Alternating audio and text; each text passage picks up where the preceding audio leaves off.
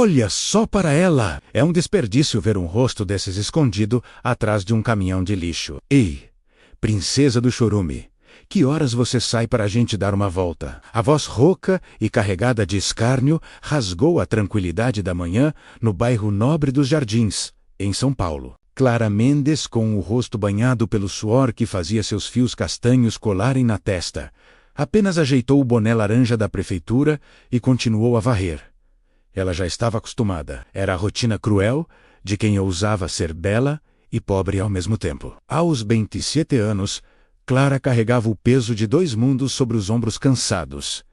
De dia, era a Garigata, um apelido que ela detestava com todas as forças de sua alma. Um rótulo que reduzia sua existência a um objeto de desejo vulgar. À noite, era estudante brilhante de engenharia ambiental na USP, lutando contra o sono e a exaustão para provar que seu lugar não era limpando a sujeira dos outros, mas transformando o mundo. Mas naquele dia, o destino, esse roteirista irônico da vida, decidiu que a humilhação teria uma plateia diferente, enquanto Clara recolhia os sacos pretos de lixo em frente ao imponente portão de ferro da mansão número 505. Ela não percebeu os olhos que a observavam do outro lado das grades douradas. Não eram olhos de cobiça nem de desprezo. Eram olhos de um azul profundo, carregados de uma curiosidade intensa e melancólica. Daniel Fontes, herdeiro do Império da Fontes Engenharia, estava paralisado no jardim de inverno de sua casa. Ele a reconheceu imediatamente, não pelo uniforme laranja fluorescente que ofuscava a vista, mas pela postura altiva, pelo queixo erguido que desafiava o mundo. Ele a vira no auditório da universidade dias antes, apresentando um projeto revolucionário sobre gestão de resíduos em favelas. Naquele palco, ela era uma gigante intelectual. Ali, na calçada de sua casa, ela era invisível para a sociedade. O contraste apertou o coração de Daniel, de uma forma que ele não soube explicar. Ele viu o homem que gritara as obscenidades se aproximar de Clara, tentando agarrar seu braço. O sangue de Daniel ferveu, sem pensar nas consequências, sem se importar com seu terno italiano de linho cru. Ele correu até o portão, abrindo-o com um estrondo que assustou o agressor. "Solte-a agora mesmo, ou chamarei a polícia em 2 segundos", trovejou Daniel, sua voz ecoando com uma autoridade que ele raramente usava. O homem recuou, murmurando desculpas esfarrapadas, e correu. Clara, ainda trêmula, viera-se para encarar seu salvador, pronta para agradecer e fugir daquela vergonha. Mas quando seus olhos encontraram os dele, o tempo parou. "Você está bem?", perguntou Daniel, sua voz suavizando drasticamente. Clara sentiu o rosto queimar, não de calor, mas de uma humilhação profunda. Ser vista assim, em seu momento mais vulnerável, por um homem que exalava riqueza e poder, era insuportável. "Eu não precisava de ajuda, sei me defender", respondeu ela, ríspida, tentando erguer a barreira que a protegia. "Mas obrigada, senhor." Ela fez menção de pegar o próximo saco de lixo, mas Daniel deu um passo à frente, bloqueando suavemente seu caminho. "Espere. Eu conheço você. Você é Clara, não é? Do Departamento de Engenharia Ambiental. Eu vi sua apresentação na terça-feira." O mundo de Clara girou. O pânico instalou-se em seu peito. Ele sabia. O segredo que ela guardava às 7 chaves na universidade, a vergonha de sua dupla jornada, estava exposto ali, na calçada mais cara da cidade. "O senhor deve estar me confundindo com outra pessoa", mentiu ela, o coração batendo como um tambor furioso contra as costelas. "Sou apenas a Gari que limpa a sujeira da sua calçada." "Não! Eu nunca confundo um talento brilhante", insistiu Daniel, ignorando a negação dela com uma gentileza desarmante. "Meu nome é Daniel Fontes, sou professor convidado e, bem, moro aqui. Mas o que me impressionou não foi o uniforme que você veste agora. Foi a mente que você mostrou naquele auditório." "Clara, por favor, me escute. Eu preciso falar com você. Não como o dono desta casa, mas como alguém que precisa desesperadamente da sua visão." Clara olhou para as mãos calejadas, para as luvas sujas e depois para o homem impecável à sua frente. A contradição era dolorosa. A voz de sua falecida avó ecoou em sua mente. Nunca baixe a cabeça, minha filha. A dignidade não mora na roupa. Mora na atitude. Ela respirou fundo, engolindo o orgulho ferido. Estou no meu horário de trabalho, Sr. Fontes. Se a prefeitura me pegar conversando, sou demitida. E preciso desse emprego para pagar a faculdade onde o senhor me viu. Daniel assentiu, respeitoso, retirando um cartão prateado do bolso. Eu entendo, e peço perdão pela abordagem, mas estou montando uma equipe para um projeto de sustentabilidade urbana real, não apenas teoria de gabinete. E eu quero você na minha equipe. Pegue meu cartão. Se decidir que vale a pena conversar, me procure. Clara pegou o cartão com a ponta dos dedos enluvados, cuidando para não sujar a mão dele. O toque foi elétrico breve e proibido. Ela guardou o papel no bolso, murmurou vou pensar, e correu para o caminhão que já buzinava impaciente. Enquanto o veículo se afastava, levando o cheiro azedo do lixo, Clara sentiu que algo havia mudado, irrevogavelmente. Aquele encontro não foi apenas um acaso. Foi o primeiro capítulo de uma tempestade que viraria sua vida de cabeça para baixo. A pequena cozinha de azulejos lascados na zona leste parecia menor. Naquela noite, Clara estava sentada à mesa bamba, o cartão prateado de Daniel Fontes brilhando sob a luz fraca da lâmpada nua, como uma joia alienígena em meio à sua pobreza. Daniel Fontes. Ela digitou o nome no celular, com a tela trincada. Os resultados inundaram a tela. Herdeiro bilionário, filantropo, gênio da engenharia civil e noivo de Beatriz Sampaio, uma socialite famosa. O coração de Clara falhou uma batida. Depois, se repreendeu. O que você esperava, sua tola? Que ele fosse um príncipe encantado livre é apenas trabalho. Mas a imagem dos olhos azuis dele, cheios de uma tristeza contida, não saía de sua cabeça. Ele a vira quando ninguém mais via. Ele a defendera. Havia uma humanidade nele que não combinava com as manchetes de revistas de fofoca. Decidida, ela enviou uma mensagem formal. A resposta veio em segundos, marcando uma reunião em uma cafeteria discreta, perto do campus. Clara mal dormiu aquela noite, assombrada pela possibilidade de ser tudo uma piada cruel, ou pior, uma oportunidade real que ela poderia estragar. No dia seguinte, a cafeteria cheirava a grãos torrados e canela. Daniel já estava lá, sem gravata, as mangas da camisa branca dobradas, parecendo menos um herdeiro e mais um homem comum. Quando Clara entrou, usando sua melhor calça jeans e uma camisa passada com esmero, ele se levantou imediatamente. Não houve o olhar de pena que ela temia. Houve respeito. Obrigado por vir, Clara. Eu achei que você jogaria meu cartão fora, confessou ele, puxando a cadeira para ela. Quase joguei, admitiu ela. Sua honestidade cortante, sendo sua melhor defesa. Pessoas do seu mundo raramente se misturam com o meu sem segundas intenções. Senhor Fontes. Daniel sorriu. Um sorriso triste que alcançava os olhos. Touché. Mas meu mundo está podre. Clara, a construtora do meu pai, a Fontes Engenharia, constrói prédios de luxo destruindo mananciais. Eu criei uma divisão independente, a Ecorb, para provar que é possível lucrar sem destruir. Estamos implementando um sistema piloto de reciclagem e energia limpa na comunidade de Paraisópolis. Tenho engenheiros formados em Harvard, tenho doutores da Sorbonne, mas nenhum deles sabe o que é a realidade da rua. Eles projetam soluções que não funcionam porque nunca pisaram no barro. Você sabe, seu projeto falava sobre a logística social do lixo. Eu preciso dessa sua vivência. A proposta era tentadora. Uma bolsa de pesquisa que pagava o triplo do seu salário na prefeitura. Mas Clara hesitou. Eu não posso largar meu emprego de gari. Daniel, é a única estabilidade que tenho. Bolsas acabam, projetos são cancelados. A rua é certa. A vulnerabilidade em sua voz fez Daniel querer abraçá-la, protegê-la da dureza da vida. Mas ele sabia que ela não aceitaria piedade. Não precisa largar. Ajustaremos seus horários. Eu só quero sua mente clara. O resto, nós damos um jeito. E assim começou a jornada dupla de Clara. De manhã, o uniforme laranja e o peso físico do lixo. À tarde, as reuniões em salas climatizadas, onde ela desconstruía as ideias utópicas dos engenheiros de elite com a brutalidade da prática. Isso não vai funcionar, dizia ela apontando para o mapa. O caminhão não sobe essa viela quando chove. O lixo vai acumular aqui e causar enchente. Precisamos de coletores manuais locais.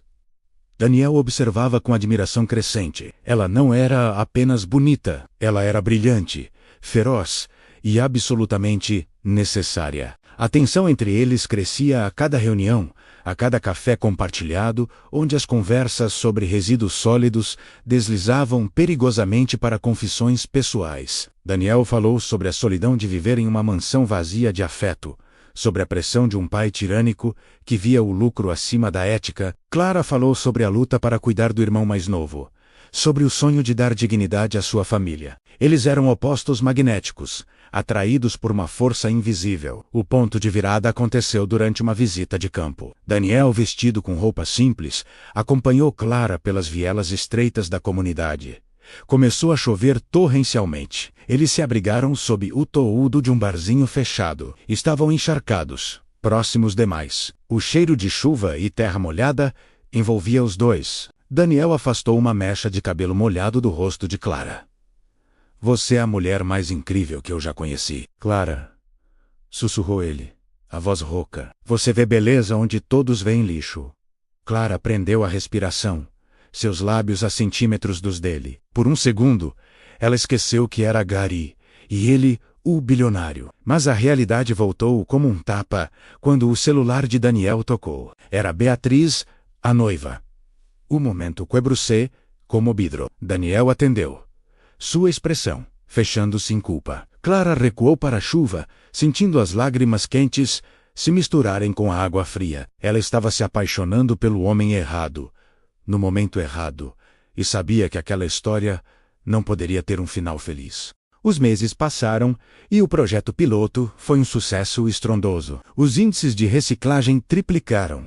A comunidade abraçou a causa e a Ecorb começou a chamar a atenção da mídia. Mas o sucesso atrai inveja, e nos corredores da Fontes Engenharia, a presença de Clara incomodava. Tiago, um executivo ambicioso e braço direito do pai de Daniel, descobriu o segredo de Clara. Ele contratou um detetive e conseguiu fotos dela uniformizada, recolhendo lixo surra e exausta. Com um sorriso perverso, ele guardou o dossiê para o momento perfeito. A reunião trimestral do conselho, onde Daniel pediria a expansão do projeto e a efetivação de Clara como diretora. O dia da reunião amanheceu cinzento. Em São Paulo, Clara vestia um terninho preto simples, comprado em uma liquidação, mas que nela parecia alta costura. Ela estava nervosa. Iria enfrentar Roberto Fontes, o temido patriarca, conhecido por triturar sonhos antes do café da manhã. A sala de reuniões no 40º andar tinha uma vista panorâmica da cidade que segregava Clara e Daniel. Roberto Fontes estava na cabeceira, uma figura imponente de cabelos grisalhos e olhos frios. Ao lado dele, Tiago sorria como um tubarão sentindo sangue. Daniel começou a apresentação, elogiando os números, mas logo passou a palavra para Clara. Com a voz trêmula no início, mas ganhando força a cada slide, Clara demonstrou como a integração social era a chave para o lucro sustentável. O conselho estava impressionado, até que Tiago levantou a mão. Com licença, certa, Mendes. Seus dados são lindos. Mas eu me pergunto, qual é exatamente sua qualificação para a diretoria? Porque, segundo minhas fontes, ele jogou uma pasta sobre a mesa de vidro. As fotos de Clara como Gary se espalharam. Murmúrios chocados preencheram a sala. Estamos mesmo considerando entregar uma diretoria da Fontes Engenharia para uma lixeira. Uma mulher que cheira lixo pela manhã e quer sentar na mesa dos reis à tarde? O silêncio foi ensurdecedor. Clara sentiu o chão desaparecer. A vergonha queimava sua pele. Daniel levantou-se, abruptamente o rosto vermelho de fúria. Tiago, seu canalha, como ousa? Mas Roberto Fontes ergueu a mão, silenciando o filho. O patriarca pegou uma das fotos, analisou-a com desdém e olhou para Clara. É verdade, menina. Você é uma Gary. Clara olhou para Daniel.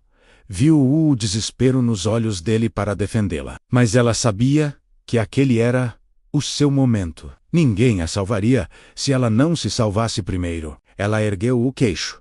A mesma postura altiva daquele primeiro dia no portão. Sim, senhor Fontes. Eu sou Gary, disse ela, sua voz ecoando com uma dignidade que fez os executivos se encolherem. Eu acordo às 4 da manhã para limpar a sujeira que homens como o senhor produzem e ignoram. Eu conheço cada rua, cada bueiro, cada desperdício dessa cidade, na palma da minha mão calejada. Enquanto seus engenheiros estudam gráficos, eu estudo a vida real. Essas fotos não são minha vergonha, são meu diploma. O lixo não define quem eu sou, mas a forma como eu lido com ele define o lucro que vocês estão tendo agora. Se o cheiro do meu esforço incomoda o nariz sensível desta sala, então talvez vocês não mereçam o sucesso que eu trouxe. Daniel olhava para ela com um orgulho tão intenso que doía. Tiago estava lívido, sem resposta para tamanha bravura. Roberto Fontes manteve o rosto impassível por longos segundos, o clima pesado como chumbo. Ele olhou de Clara para o filho, e depois para Tiago. Você acha que isso a desqualifica, Tiago? Perguntou o velho, a voz baixa e perigosa. Porque eu vejo nestas fotos alguém que trabalha mais duro do que qualquer um de vocês engravatados nesta mesa. Roberto levantou e caminhou até Clara. O coração dela batia na garganta. Ele parou na frente dela, sua sombra cobrindo-a. Eu comecei carregando o saco de cimento, menina. Ninguém lembra disso. A arrogância nos faz esquecer a origem. Ele virou-se para o conselho. O projeto está aprovado. E Clara Mendes é a nova diretora de sustentabilidade. Tiago, pegue suas coisas. Você está demitido por conduta antiética. O choque foi geral. Clara sentiu as pernas cederem, mas a mão firme de Daniel a segurou. Eles tinham vencido a batalha profissional, mas a guerra pessoal ainda estava por vir. A saída do prédio da Fontes Engenharia parecia um sonho. Clara, agora diretora, ainda segurava sua bolsa surrada como se fosse um escudo. Daniel caminhava ao seu lado, em silêncio, até chegarem à calçada movimentada da Avenida Faria Lima.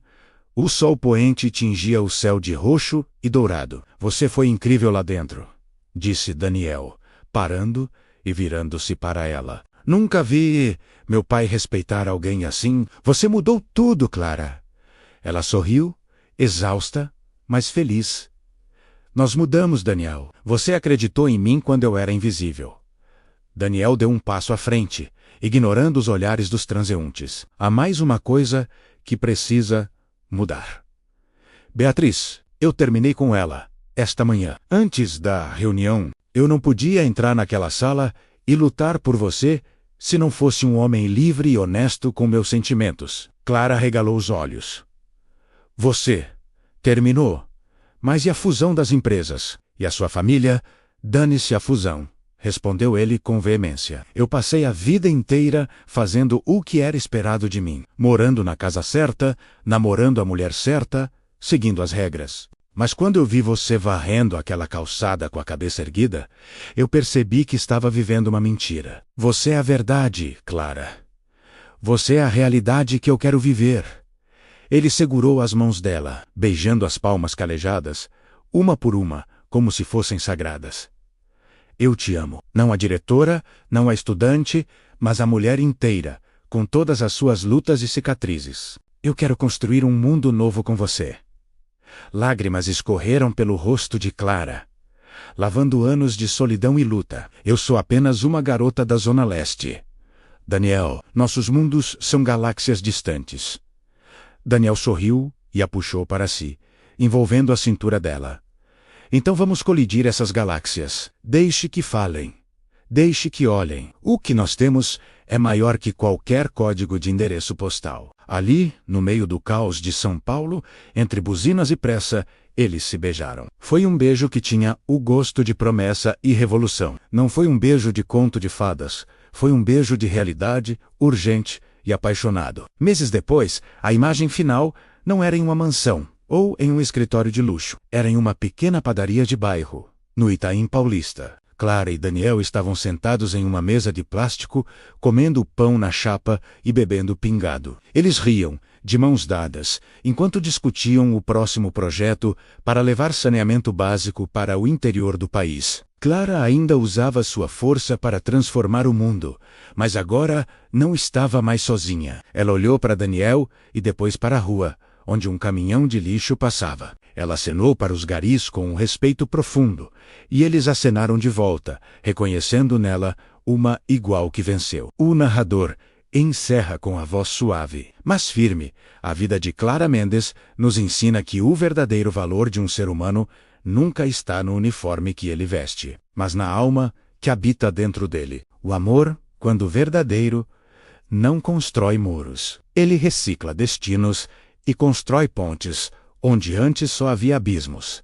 E você, está pronto para olhar além das aparências e encontrar o tesouro escondido no seu caminho? Inscreva-se no canal, deixe seu like e compartilhe essa história para que mais pessoas acreditem na força da dignidade e do amor.